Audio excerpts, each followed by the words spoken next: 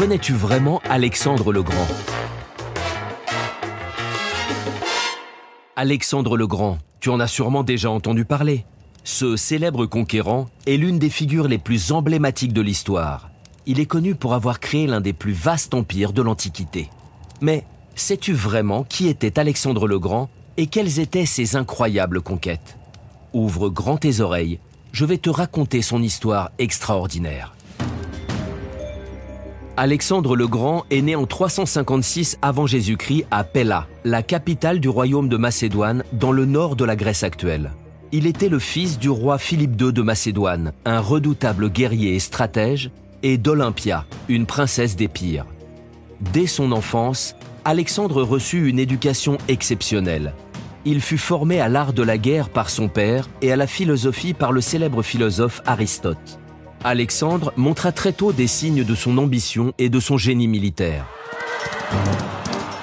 À l'âge de 16 ans, il prit la tête de la cavalerie macédonienne et remporta sa première victoire contre les Thraces. À 20 ans, après l'assassinat de son père, Alexandre devint roi de Macédoine. Dès le début de son règne, il résolut de poursuivre les projets de son père, unifier les cités grecques et conquérir l'Empire perse, l'un des plus puissants du monde à l'époque. En 334 avant Jésus-Christ, Alexandre lança sa grande campagne contre les Perses. À la tête d'une armée macédonienne et grecque, il traversa l'Hellespont, l'actuel détroit des Dardanelles, et remporta sa première grande victoire à la bataille du Granique. Cette victoire ouvrit la voie à la conquête de l'Asie mineure, l'actuelle Turquie. L'année suivante, en 333 avant Jésus-Christ, Alexandre affronta l'armée perse dirigée par le roi Darius III à la bataille d'Issos. Bien que largement en infériorité numérique, Alexandre remporta une victoire décisive grâce à sa stratégie brillante et à la discipline de ses troupes. Darius prit la fuite, laissant sa famille aux mains d'Alexandre, ce qui renforça encore la réputation du jeune roi macédonien. Après Issos, Alexandre continua sa marche vers le sud, conquérant la Phénicie, l'Égypte et fondant la ville d'Alexandrie, qui deviendra l'une des plus grandes cités du monde antique. En Égypte, il fut accueilli comme un libérateur et proclamé pharaon. Les Égyptiens l'identifièrent à leur dieu Amon, renforçant ainsi son aura divine. En 331 avant Jésus-Christ, Alexandre rencontra à nouveau Darius III à la bataille de Gaugamel, en Mésopotamie, l'actuel Irak.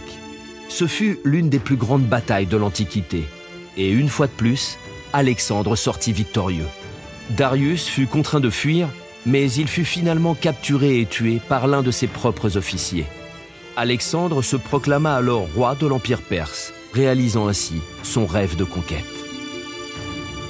Mais Alexandre ne s'arrêta pas là. Il poursuivit sa marche vers l'Est, traversant l'Afghanistan et atteignant l'Inde. En 326 avant Jésus-Christ, il affronta le roi indien Porus lors de la bataille de l'Hydaspe.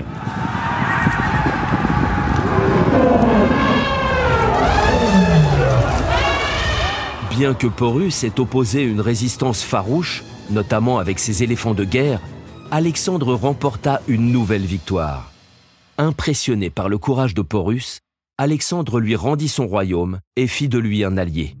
Mais après ces années de campagne incessante, les soldats d'Alexandre étaient épuisés. En 324 avant Jésus-Christ, alors qu'ils avaient atteint les rives de l'Indus, ses troupes refusèrent de continuer plus loin. Alexandre fut donc contraint de retourner en Perse, où il entreprit de consolider son empire en encourageant le mélange des cultures grecques et orientales.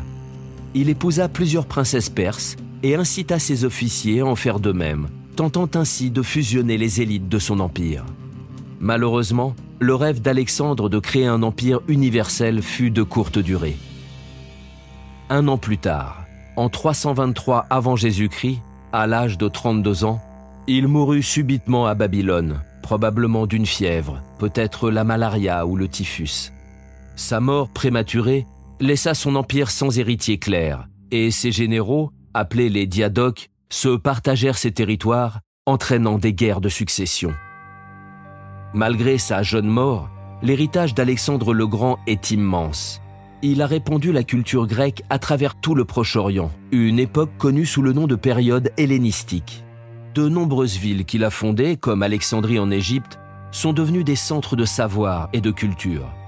La fusion des cultures grecques et orientales a également influencé la civilisation romaine et, par conséquent, la culture orientale. Et voilà, maintenant tu connais vraiment Alexandre le Grand, un conquérant visionnaire dont l'ambition et le génie militaire ont changé le cours de l'histoire, laissant un empire qui a façonné le monde antique.